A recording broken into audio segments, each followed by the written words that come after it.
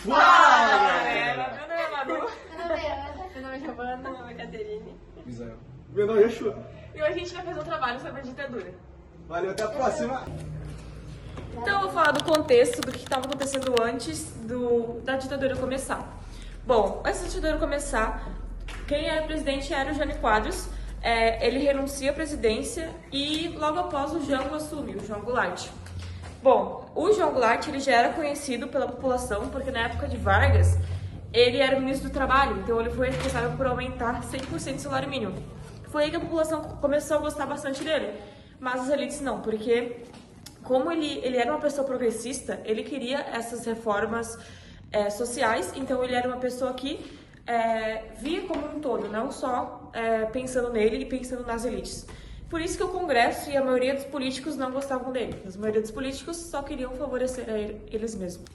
Sincronicamente com isso que estava acontecendo, acontecia a Guerra Fria. Então tudo que era minimamente progressista era visto como comunista.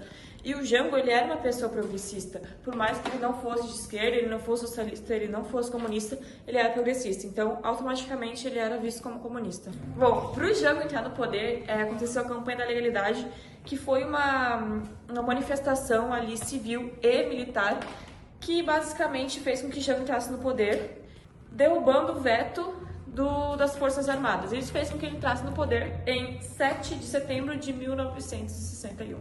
Ele entrou no poder, mas com um porém. O Congresso já não gostava muito dele, então eles criaram uma maneira ali de driblar o jogo e basicamente eles mudaram a legislação e tornaram o Brasil parlamentarista. O Brasil, que antes era presidencialista, se tornou parlamentarista para o primeiro-ministro governar e não, na verdade, Jango. Então tudo que o Jango pretendia fazer, tudo que ele tentava fazer não era aceito pelo Congresso, porque o Brasil tinha se tornado parlamentarista. Mas logo em 1963, o Brasil se torna presidencialista novamente com uma votação pública. Essa votação ocorreu com 11 milhões de pessoas e 9 milhões votaram a favor do Jango para o Brasil voltar a ser parlamentar e ele volta a ser presidencialista e ele volta. O Jango, ele tinha várias reformas que ele queria fazer no seu governo, que a maioria não foi aprovada. A mais famosa foi as reformas de base, onde ele pretendia modificar toda a sociedade brasileira, a base dela, modernizando o capitalismo e assim diminuindo a desigualdade social. Ele era diferente porque ele queria que a economia melhorasse para todos e não só para elites. Ele pensava num todo e isso fez com que ele fosse diferente. Ele teve várias outras reformas no seu governo que ele tentou colocar em prática, reformas agrárias, reformas bancárias, fiscais. As agrárias, no caso, eram a divisão de terras. Ele foi o primeiro presidente a propor isso, a divisão de terras igualitárias, né, que também não aconteceu. Reformas urbanas, reformas educacionais nas universidades. Inclusive, ele queria que a educação chegasse a todos, não só para quem era privilegiado. E ele também teve uma reforma importante que ele tentou fazer, que foi a expansão do voto. Ele queria que o voto atingisse a todos, que não só pessoas alfabetizadas pudessem votar. Porque naquela época só as pessoas alfabetizadas votariam e o estudo era muito caro na época, então só as elites votavam. Isso fazia com que só as elites também ficassem no poder. Ele queria expandir o voto para que os analfabetos também pudessem votar e assim tornar mais justo quem estaria no poder. Paralelo a isso, o Brasil também estava muito endividado e o Jango também pensava em várias formas de reverter isso. Um deles, ele até tentou chegar a pedir para os Estados Unidos apelo e que diminuíssem as dívidas. Os Estados Unidos aceitou com um porém que ele tomasse medidas de contenção.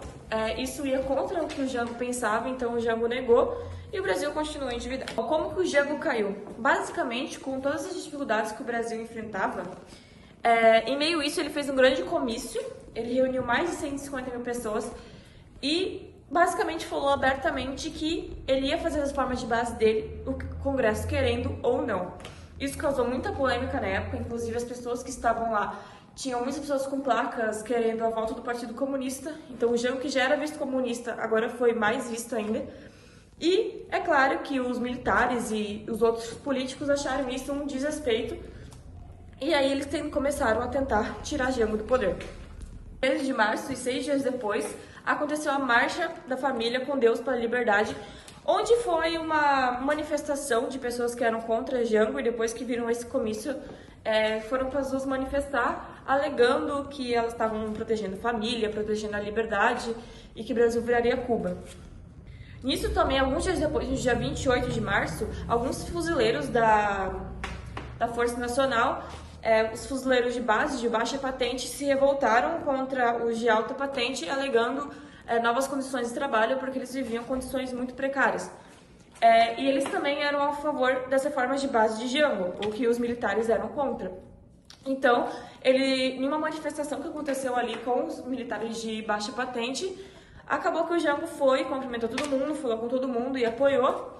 Isso foi o estopim para todo mundo achar aquilo o cúmulo. No caso, os militares acharam o cúmulo, acharam o desrespeito, e aí eles começam a realmente aplicar o golpe. Então, no dia 31 de março, os militares, junto ao general Olímpio, marcham para o Rio de Janeiro atrás de Jango para derrubar ele do poder. O Jango, ele perde apelo para o Leonel Brizola, que era o cunhado dele no Rio Grande do Sul, que era deputado do Rio Grande do Sul, governador, e ele pede apelo pelo Congresso Nacional também. O Congresso, ele caga e anda, o que o Jânio apela, e basicamente o Jango se vê ali numa sinuca de bico sem ter o que fazer. Então, ele basicamente aceita sair do poder de forma pacífica, porque além dos opositores estarem ali junto ao golpe, os ministros, os deputados e governadores de Minas Gerais, de São Paulo, que era o Carlos Lacerda, que foi o principal líder do golpe, e o Magalhães Pinto, estavam também os Estados Unidos. Os Estados Unidos estavam ocorrendo a Operação Brother Sam, onde os Estados Unidos se uniu ao exército do Brasil, e eles iam ficar na fronteira. Caso o Jango não quisesse sair pacificamente, eles iam entrar com forças armadas e tirar ele à força. Então o Jango, com medo de uma futura guerra e de ser morto, ele acaba saindo do poder. Quando ele saiu do poder, ele fugiu para o Uruguai e para a Argentina, e depois de um tempo ele volta e faz uma aliança trienal ali com o Juscelino Kubitschek. Vale lembrar também que a população ela não sabia disso que ia acontecer. Eles estavam com medo do Brasil virar comunista, e eles achavam que ia acontecer que nem o Getúlio Vargas aconteceu em 45. Eles achavam que a democracia voltaria, tirariam ali o jogo do poder, voltaria a democracia e beleza. Mas claro que não foi isso que aconteceu. Até o Carlos Lacerda e o Magalhães Pinto não acharam que ia virar uma ditadura, porque eles acharam que depois que Jango saiu do poder, eles poderiam ali se candidatar e virarem presidente do Brasil. Mas também não foi isso que aconteceu.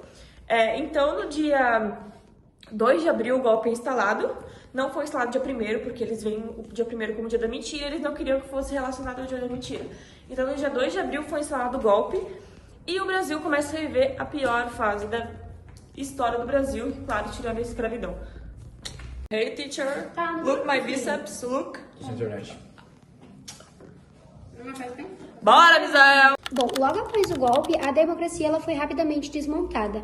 Mesmo falando que manteriam a Constituição de 1946, o regime acabou impondo um novo poder sobre ela, eliminando qualquer garantia política contra as arbitrariedades.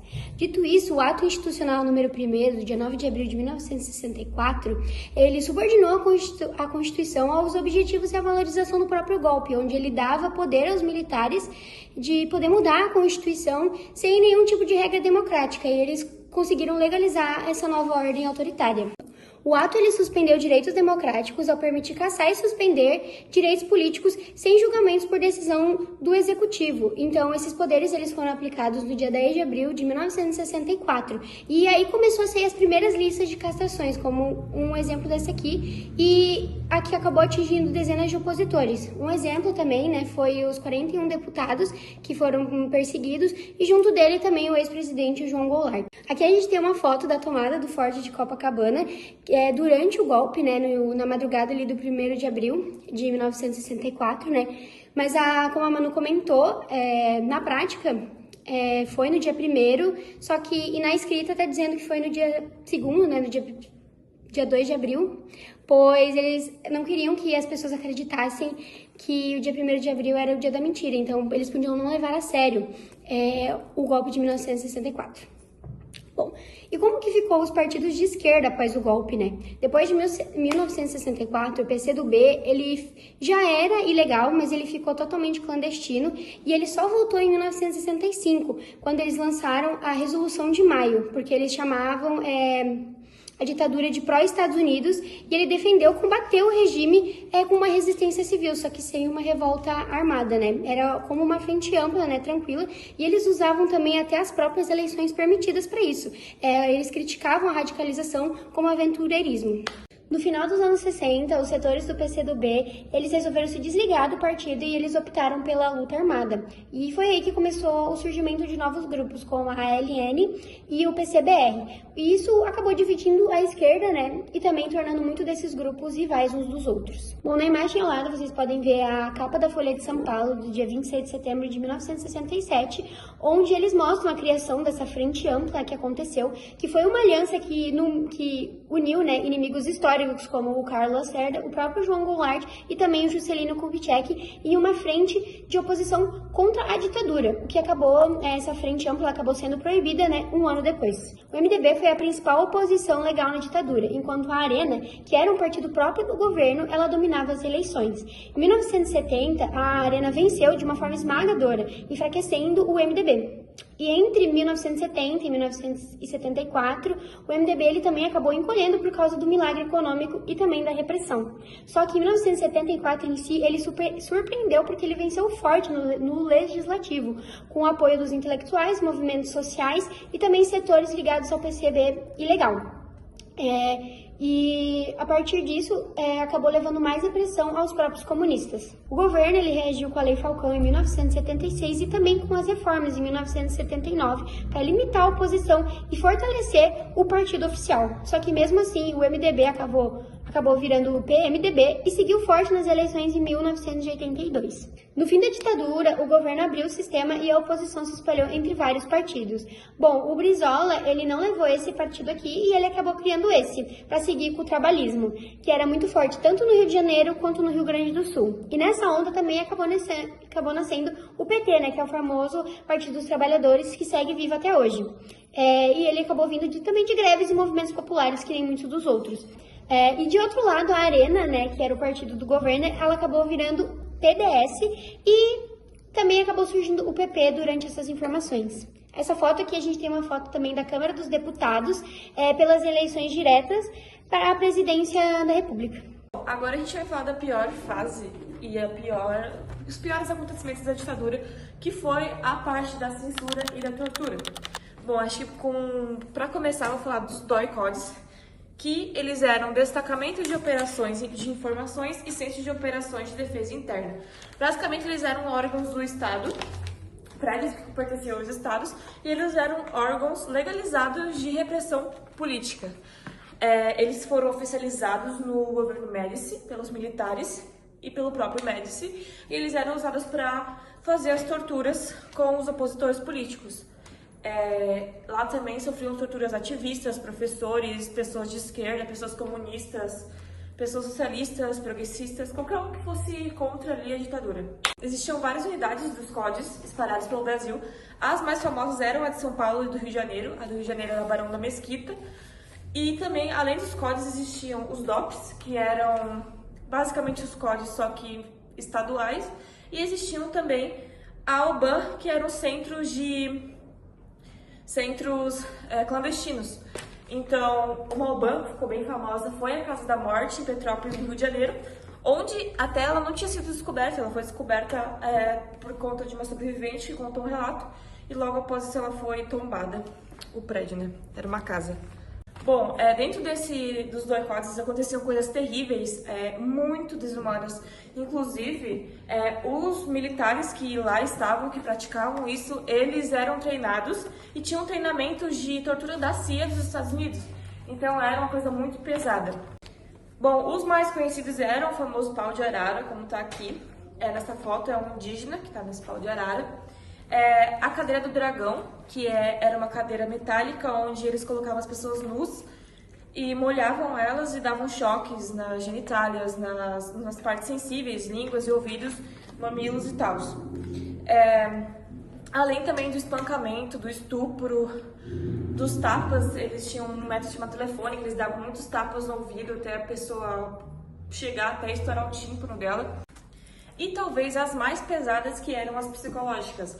Acontecia muito de eles terem relações sexuais com as mulheres, estuprarem ela nas frente dos companheiros dela e muitas vezes trazerem até os filhos para assistirem isso, para causar um distúrbio ali na mente da pessoa. Um exemplo desse tipo de tortura foi quando a Eunice Paiva e a sua filha Eliana, que na época a filha dela só tinha 15 anos, elas foram presas no dia 21 de janeiro de 1971, que elas foram presas pelo DOI-CODE para elas testemunharem, né? Só que a Eliana, ela conta, como ela tinha 15 anos, ela acabou ficando só 24 horas lá. Só que ela diz que os militares que trabalhavam lá, eles não tinham nenhuma identificação para ninguém saber quem eles eram, mas eles eram pessoas muito ruins, e tanto quando eles não queriam bater nas pessoas, eles queriam estuprar elas. A mãe dela acabou ficando presa por 12 dias, e lá ela foi muito torturada, ela não chegou a sofrer violência sexual, mas acho que a violência psicológica acabou sendo muito pior por ela ficar presa por muito mais tempo.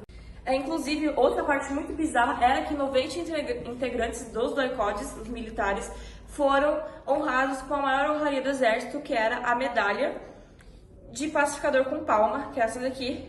E eles foram basicamente honrados por matar, torturar e estuprar pessoas. Bizarro. E nenhum torturador que praticou violência sexual na ditadura foi punido. Inclusive, a justiça rejeitou em 2017 essa continuação, alegando que esse crime já tinha sido prescrito e como se o caso não tivesse mais importância.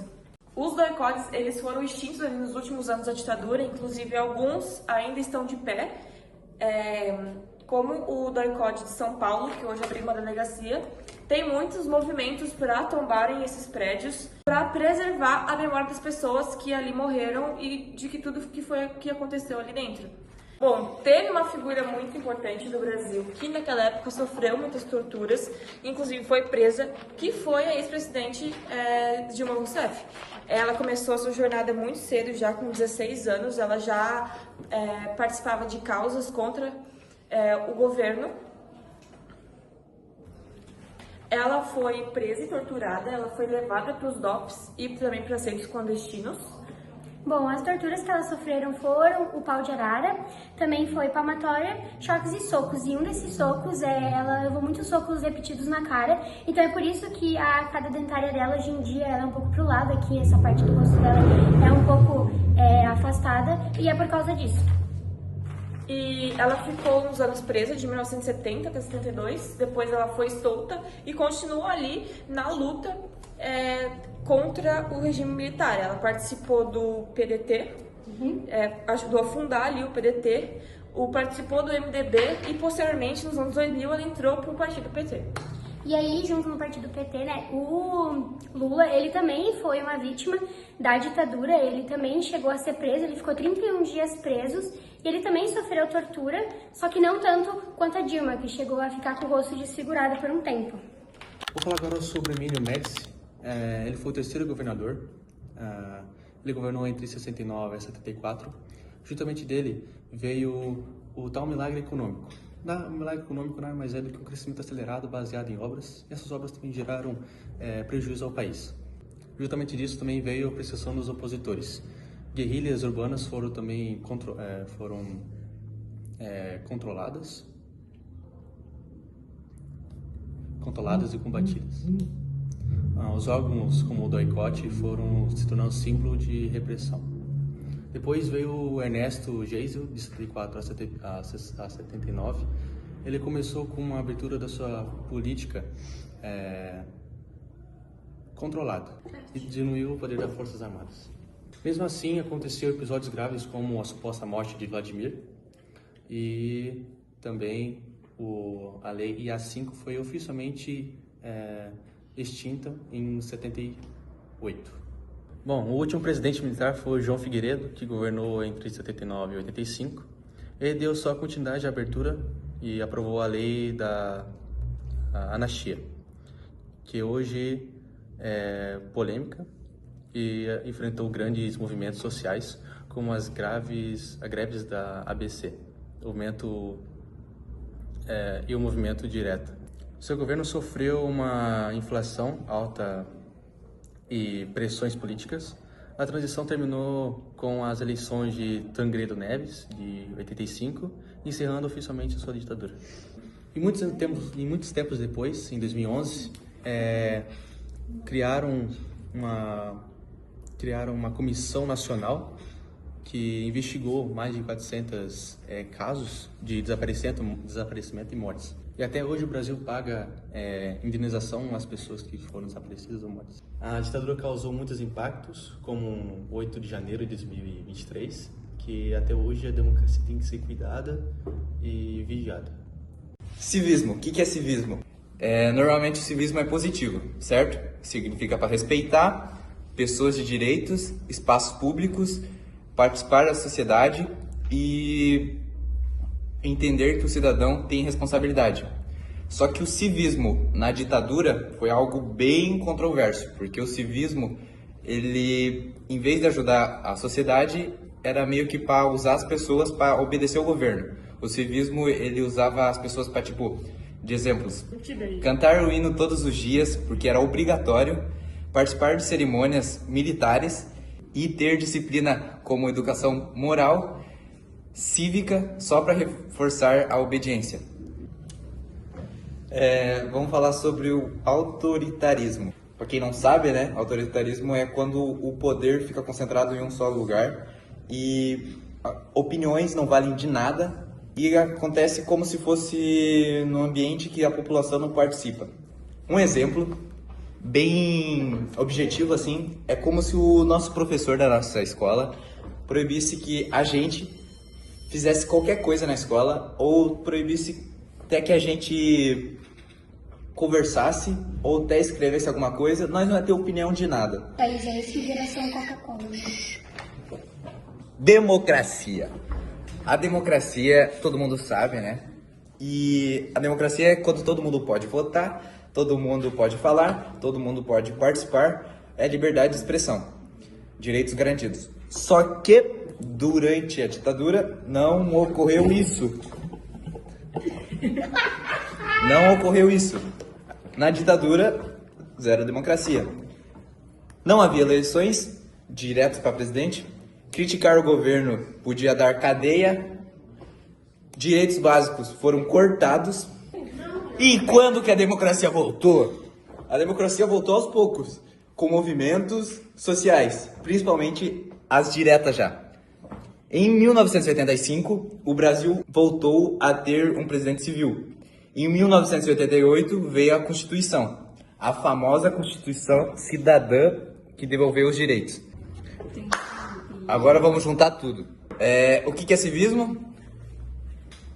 Ninguém sabe, né? Civismo na ditadura não funcionou. O civismo era uma estratégia de controle do governo. Bando de rato, né, cara? E agora o autoritarismo era um negócio que o governo usava para o quê? Usava não. O autoritarismo é o que o governo era. O autoritarismo era para usar as pessoas, colocar as pessoas aqui, ó, numa jaula e aqui, ó, bater neles. E a democracia, ela é uma conquista. Ela não vem pronta e ela precisa de cuidado e de crítica. E por que isso é importante para nós, jovens? Nós precisamos reconhecer os discursos autoritários para valorizar a liberdade e a expressão, para entender a importância de votar e para não cair em fake news sobre a ditadura. Fechou? Castelo Branco. Castelo Branco é o governo que vai construir. Ele é quando os militares assumem o governo. Castelo Branco disse que o governo dele seria algo provisório, mas foi o começo e a base da ditadura. A repressão já rolava, só que não era tão pesada quanto o que haveria de ser. Ele rompeu todas as formas de base de Jango e alguns marcos do governo de Castelo Branco foi que ele promoveu o AI-1 e também ele conseguiu controlar um pouco da economia, abaixando a inflação de 92% para 25%. Ele começou as censuras nas universidades, queimando os livros que faziam alusão ao comunismo. O governo Castelo Branco durou 3 anos, de 1964 a 1967. Da casa. Em todos os vídeos que ela me mandou da casa. E todos os vídeos que ela me mandou da casa. Ó, a laje. E a laje, né? O cachorro vai dar tudo inteirado. 1967 Costa e Silva entra. Não são duas, são uma pessoa. Costa e Silva liderou a ala mais dura, chamada de ala dura. O AI-5, que foi o responsável por fechar o Congresso, onde se iniciou a fase mais autoritária da ditadura, em 13 de dezembro de 1968. E na economia, ele foi responsável pelo aumento do PIB. Só que ele foi substituído em 1969 com um derrame. Sim, ele passou mal e os militares, uma junta militar, removeram ele da presidência. Logo após veio Médici.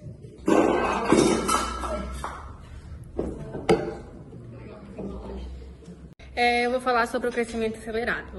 O crescimento acelerado ficou conhecido como o milagre econômico brasileiro, que foi um período grande crescimento do PIB durante a ditadura militar. A economia ela cresceu cerca de 10% ao ano, com a forte industrialização, investimentos da infraestrutura e o aumento de exportações. Entre as principais obras desse período estão a Transamazônica, a Ferrovia do Aço.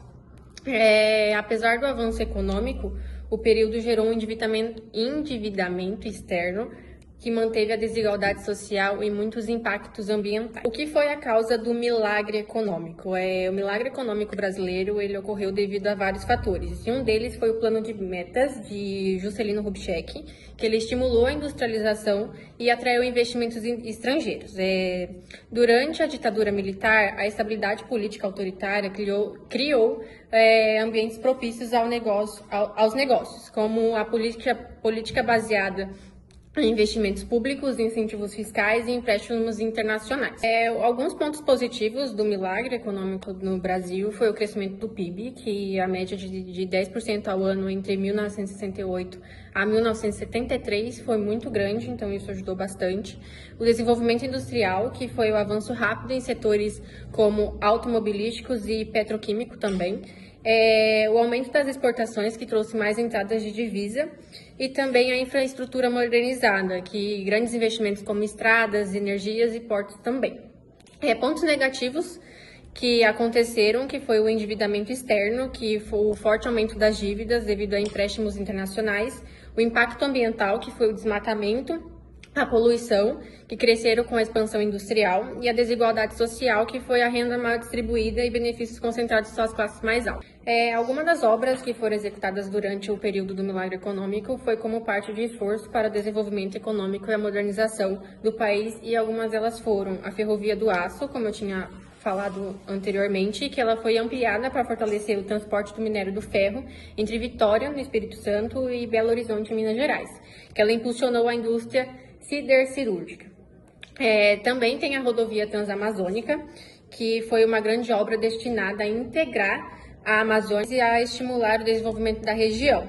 Mas, por mais que essa obra foi projetada, construída, a rodovia Transamazônica ela foi considerada um fracasso, pois ela foi construída à pressa, que o governo queria mostrar um progresso, então não teve um planejamento, não teve estudos sobre solo, clima, onde resultou em trechos dessa rodovia que viraram lama no inverno e pó no verão. E outro ponto muito importante, que foi uma promessa que era para integrar o país, mas que no caso foi totalmente ao contrário, onde gerou problemas como desmatamento, exploração ilegal da madeira, queimas e expansão da pecuária. Após 50 anos depois, ainda há trechos isolados, pois a chuva acaba destruindo tudo e não tem uma manutenção constante dessas rodovias. Então, há muitas comunidades que dependem dela, mas vivem abandonadas. O milagre econômico brasileiro se iniciou nos anos de 1970, que principalmente por causa da crise do petróleo que aconteceu em 1973, que elevou os preços e gerou inflação, afetando o Brasil, que dependia do petróleo importado. Além disso, os empréstimos excessivos e os estímulos fiscais do período aumentaram muito a dívida externa, e as altas taxas de juros internacionais dificultaram seu refinanciamento, gerando a crise econômica. O endividamento externo e a crise econômica posterior. Durante o milagre econômico, o governo brasileiro adotou uma estratégia no qual baseava em empréstimos internacionais, no quais ajudavam a financiar as obras grandes e impulsionar o desenvolvimento da industrialização no Brasil e manter o crescimento do PIB. O juros internacional na época era muito baixo, então pegar dinheiro emprestado era mais vantajoso e onde o país começou a depender mais do capital externo. Com a crise do petróleo em 1973, o preço do petróleo disparou, aumentando cada vez mais os gastos do Brasil, onde era altamente dependente da importação e para abastecer sua economia. E com isso, os países que financiavam dinheiro ao Brasil elevaram muitas taxas de juros internacionais, tornando os empréstimos muito mais caros. E com os juros aumentados e dívidas crescentes, ficou muito difícil de pagar e refinanciar os seus compromissos. E com isso, vários fatores contribuíram para o aumento de dívidas, onde a desvalorização da moeda, que quando o cruzeiro desvalorizava frente ao dólar, a dívida externa, que era em dólar, ficava muito maior, mesmo sem o país pegar empréstimo novamente. Os juros compostos da dívida, que quando as taxas de juros aumentavam, a dívida crescia muito mais rápido. O Brasil não conseguia pagar tudo, então renegociava e contraía novos empréstimos para pagar os antigos, e isso criou um efeito bola de neve. Outro ponto também são as políticas econômicas arriscadas. O governo mantinha uma política de crescimento muito acelerado, mesmo quando o cenário internacional já era bem desfavorável.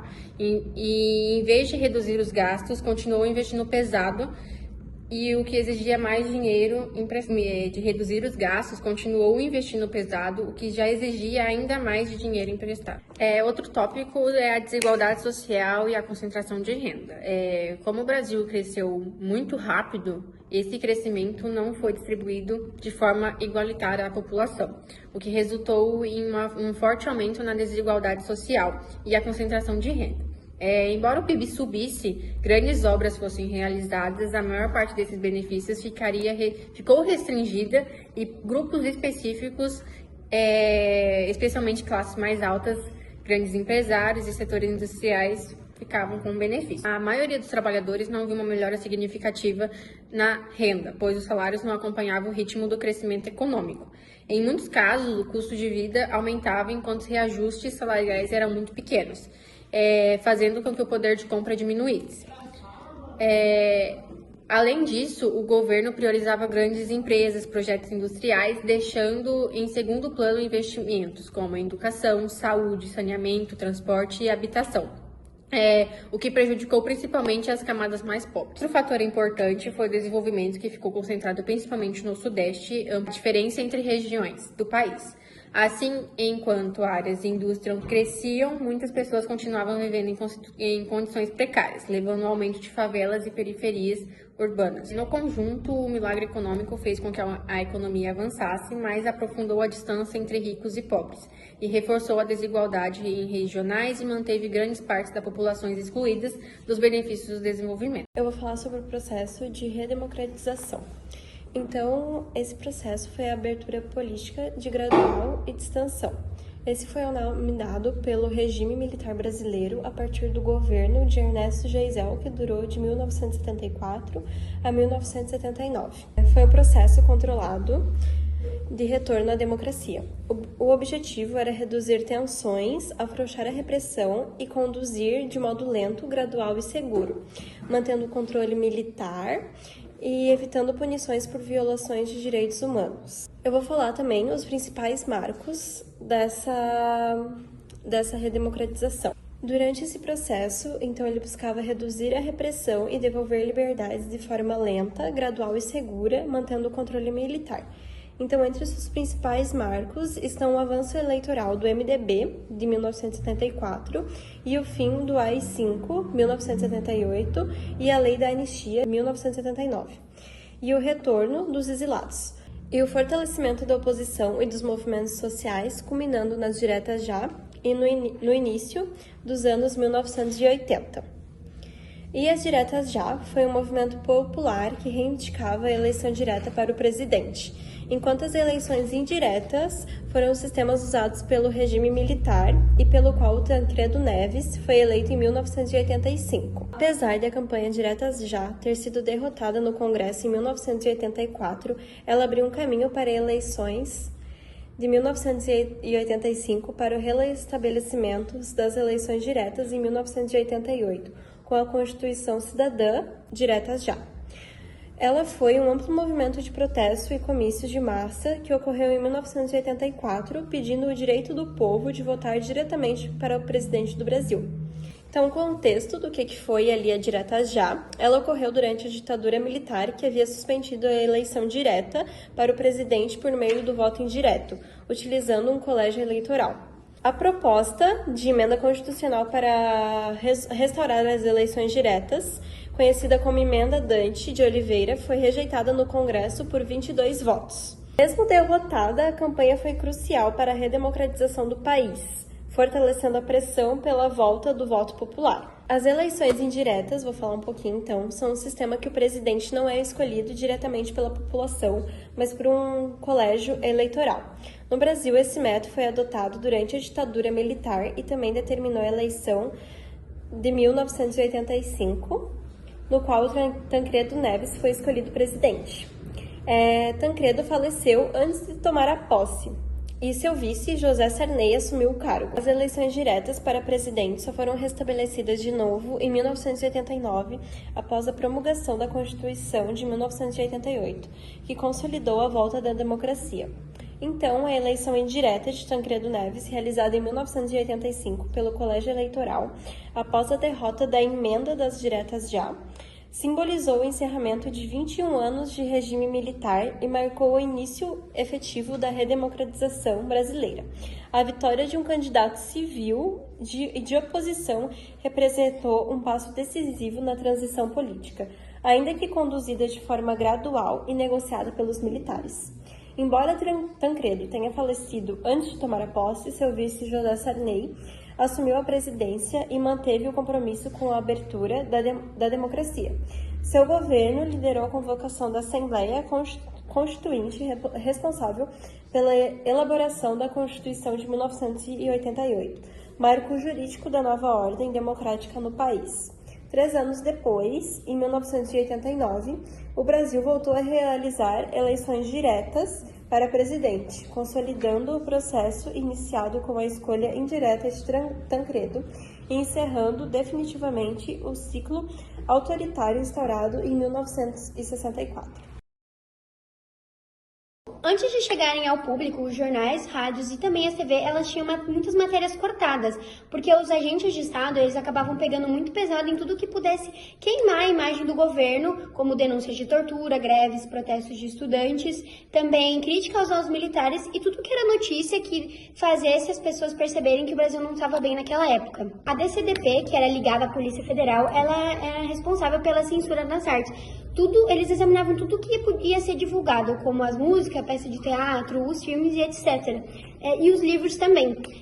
Eles não eram, apenas tirar os palavrões das músicas, mudar alguma coisa ou outra. Eles tinham que barrar tanto críticas políticas, quanto qualquer coisa que podia ser ligada tanto a costume e quanto sexualidade, que eram coisas que não eram muito faladas na época da ditadura.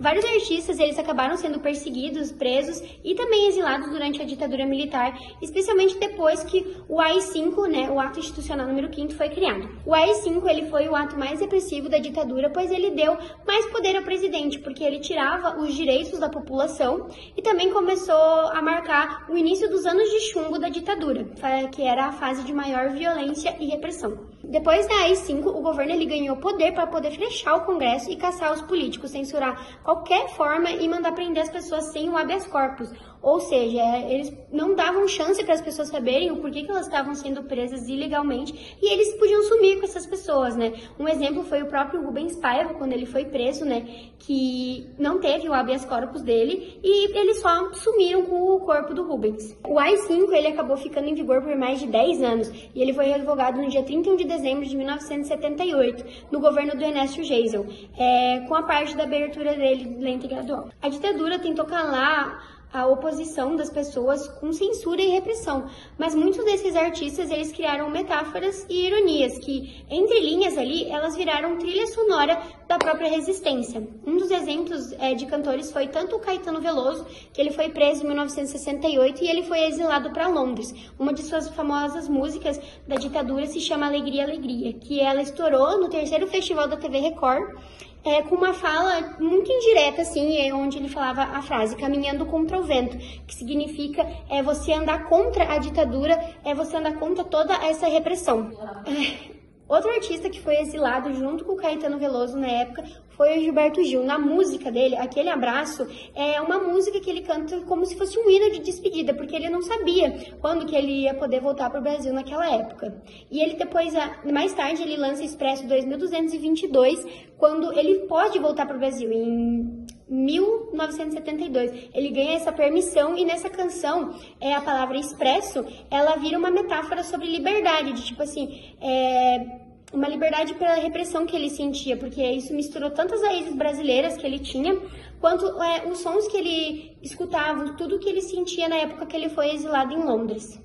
Agora, um dos artistas que mais foi censurado na época da ditadura foi o próprio Chico Buarque, né? Porque ele foi muito perseguido na época, pois as músicas, elas traziam muitas críticas inteligentes, mas que também não eram difíceis pro povo entender. Então, muitas das músicas deles virou hino, né, contra a ditadura. Uma das músicas mais famosas dele foi Apesar de Você, que foi escrita no auge da repressão do governo do Médici. E ele tinha uma crítica disfarçada, onde a palavra você, ela fala do regime e também da falta de liberdade que eles tinham. Outra música, que é um hino brasileiro, todo mundo conhece, é a música Cálice, que ele escreveu a música junto com o Gilberto Gil, mas não lançou ela junto com ele. Também foi no governo do Médici, e eles usaram o trocadilho da palavra cálice com a palavra cálice. E ele usava muitas das imagens bíblicas para denunciar essa repressão, essa tortura e esse silenciamento que ele sofria. Tanto que quando você escuta o refrão, Pai, afasta de mim esse cálice, ele canta como se fosse um louvor, uma súplica, ele pede por algo, sabe?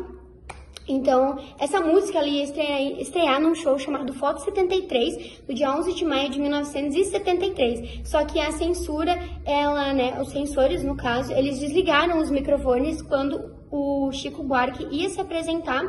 Então, a música logo foi vetada. Só que eles regravaram essa música depois de um tempo, e aí sim ela foi oficialmente lançada.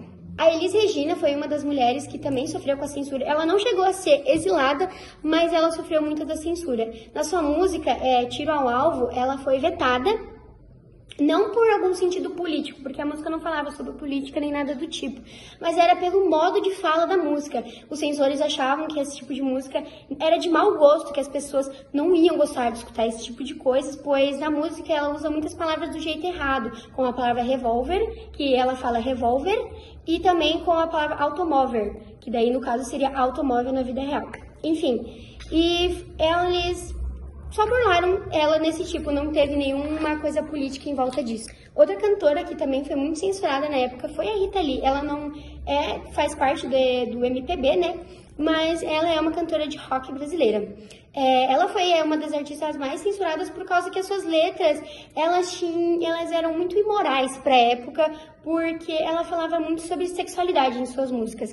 Em 1976, quando ela estava grávida do primeiro filho, ela foi presa por posse de drogas, e isso ela afirma que isso foi uma armação policial, pois na época ela não estava com posse nenhuma. A música Lança Perfume foi censurada pela própria conotação e duplo sentido sexual, como em versos Me Deixa de Quatro no Ato, pois tudo que envolvia sexualidade na época era vetado, nada dessas coisas podiam passar. Aí a gente tem uma música que é mais por uma metáfora, né, que foi Macarrão com Linguiça e Pimentão, que quando você escuta essa música, você pensa, não, ela não tá cantando nada, é literalmente uma receita, mas esse é a sátira da música, pelo sentido de que quando as músicas eram vetadas, os censores percebiam que eles estavam criticando alguma coisa a ver com a ditadura, eles vetavam as músicas e colocavam alguma coisa aleatória para mostrar que aquilo lá estava sendo censurado. E um exemplo disso são as receitas. Então ela cria essa música para debochar dos censores. Agora a gente também tem uma banda que também ficou muito famosa, né?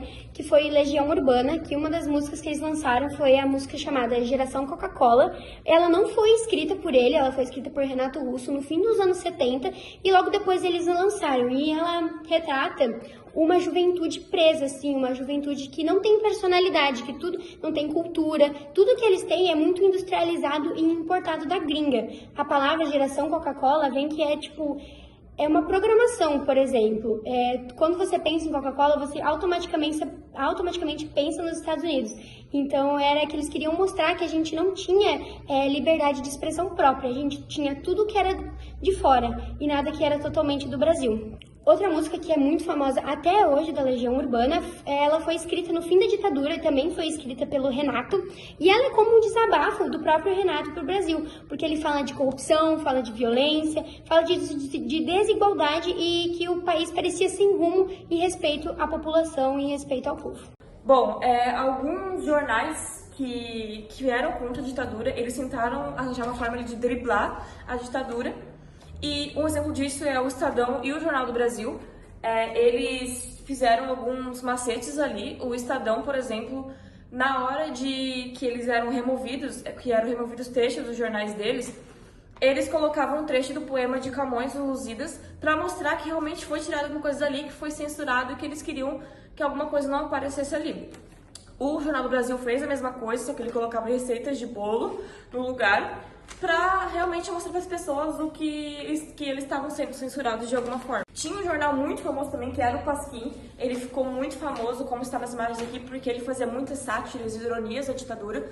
E em 1970 acontece o pior caso ali da censura, que o jornal do Pasquim, ele é invadido, a redação do jornal é invadido pelos militares, e 8 jornalistas são presos e levados para o doicode também. Lá eles sofreram muitas torturas, e os militares fizeram isso para mostrar, para botar medo na população do que ia acontecer realmente se eles fossem contra, como o Pasquim foi. Continuando ali no ramo dos jornais, eu vou falar um caso muito importante, que foi eleito um divisor de águas na ditadura. Talvez por ele a ditadura pudesse ter até durado mais anos do que durou. É o caso do Vladimir Herzog. Ele era um jornalista e diretor da TV Cultura, e ele não era presente ali nas lutas armadas, mas ele era muito crítico e abertamente contra a ditadura. Isso fez ele se tornar um alvo. Bom, ele foi convocado para dar um depoimento no doicode de São Paulo, e ele foi voluntariamente. Isso começou em 1975, né? Ele foi lá voluntariamente de manhã e pela tarde ele já estava morto. Os policiais que ali foram para ouvir o depoimento dele falaram que fizeram uma falsa alegação, né, que ele tinha se matado com o próprio cinto, igual mostra nessa foto aqui. Mas na foto a gente pode ver que a perna dele está dobrada, que tem sinais de espancamento e que essa imagem está muito forjada. Então, essa imagem logo foi publicada depois da morte dele e todo mundo começou a perceber isso, que não estava muito certa aquela imagem e que ele não tinha se matado. Todo mundo ficou meio assustado com a foto e até as pessoas mais conservadoras se assustaram. E isso fez com que o Geisel, com tanta pressão pública que ele estava sofrendo, fez com que ele pensasse na reabertura. Então, esse caso realmente foi muito importante para isso, para o Geisel pensar no fim da ditadura. Inclusive, tem a foto aqui do velório dele. Ele era judeu e eles enterraram ele no meio do cemitério. Isso, no judaísmo, significa que ele não cometeu suicídio. Eles fizeram isso justamente para mostrar para a população que ele não tinha se matado, que ele tinha realmente sido morto. Então, ficou bem ali nas entrelinhas, mas quem entendia pegou a referência. Outro caso muito importante que já se liga à realidade é o caso do Luiz Eduardo Merlin. Ele aconteceu em 1971 e ele também era um jornalista. Ele foi torturado e morto pelo Carlos Alberto Ostra, o mesmo cara que Jair Messias Bolsonaro homenageou quando ele foi votar no impeachment da Dilma. Então a gente já vê traços da ditadura até nos dias de hoje, nos dias que o Jair Messias Bolsonaro estava no poder. Ei, toma essa crítica social. Inclusive, não era toda a mídia que era contra a ditadura. Parte da mídia se aliou à ditadura, de certa forma. A Rede Globo, ela foi criada ali perto da ditadura e ela fez um dos editoriais publicados pela Rede Globo dizia: participamos da Revolução de 1964. Que revolução, né? Bosta de revolução, é um golpe. O peso disso para a história é gigante, porque essa censura toda, ela contribui para o apagamento da história. Inclusive, se grande parte das fotos não teriam sido apagadas, os livros queimados, a gente ia ter muito mais fatos para a história. E um órgão tão grande como a Rede Globo se tornou agora, é muito grande isso, porque contribuiu para o apagamento da história. Vale lembrar que quando a Eliana, filha do Rubens Paiva, ela fez um depoimento próprio para a Rede Globo depois em 2014, e mesmo que não eram as mesmas pessoas que eram da ditadura, a Rede Globo se tornou muito nacional e todo mundo conhece por ser sinônimo da ditadura. Então você parava pra pensar que ela fez um depoimento para uma rede que era apoio da ditadura, apoio que matou o pai dela, é um pouco retórico.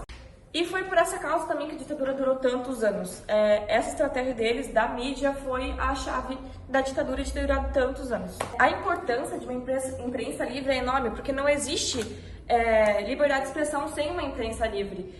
Isso contribui muito para o quanto que o governo vai se estabelecer, vai se fortalecer ali em meio à sociedade. E isso na época foi muito importante. Por isso que as pessoas não tinham esse entendimento do que realmente estava acontecendo, que elas demoraram para se revoltar, para entender que elas estavam sendo caladas.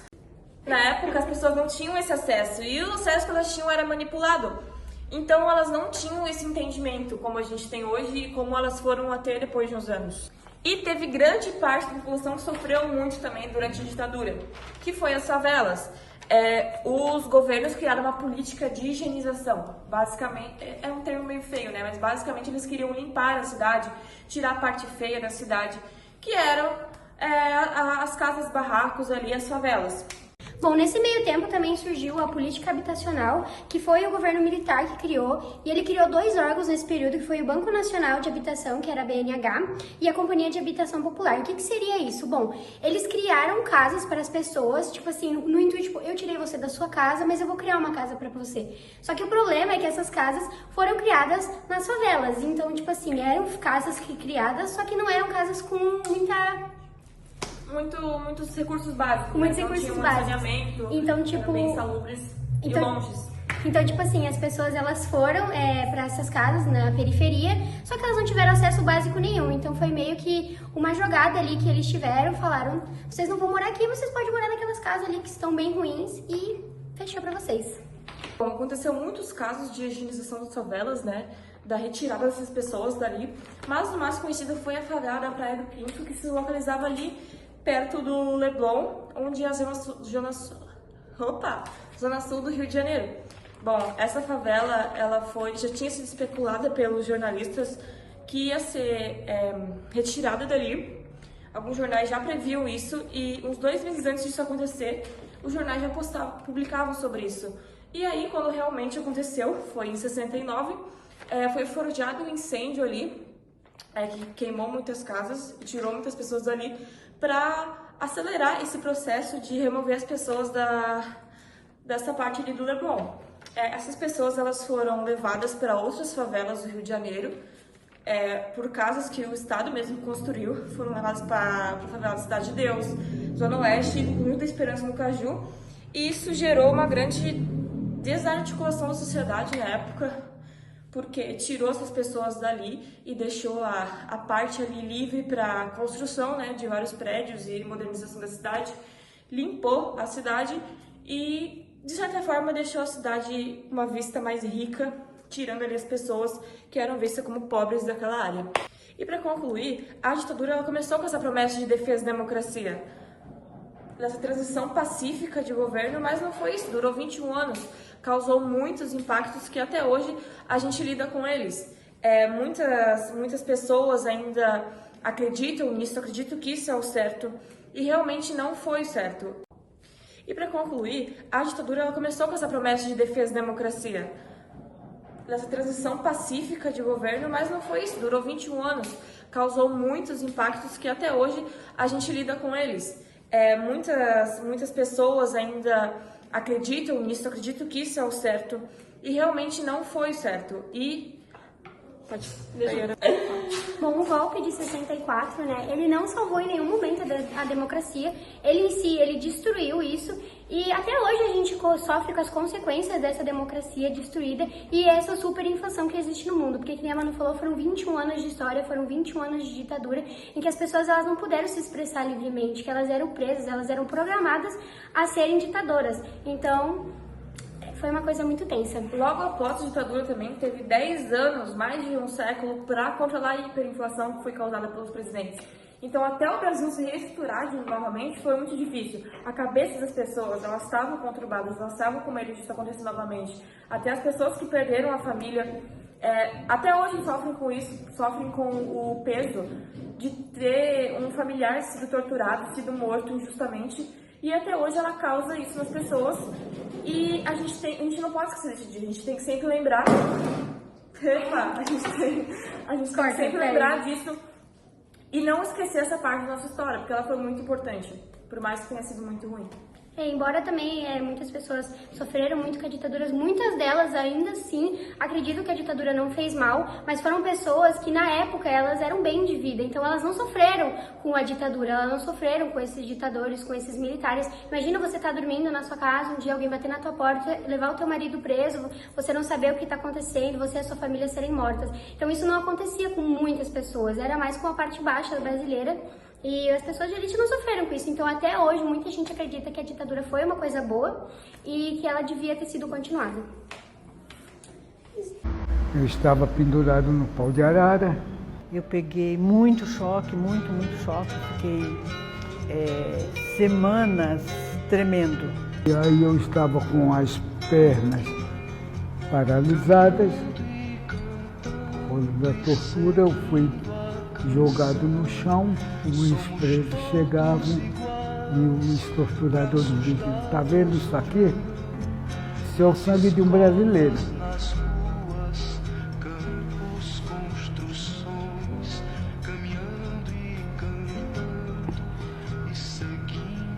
São coisas que me chocam ainda hoje.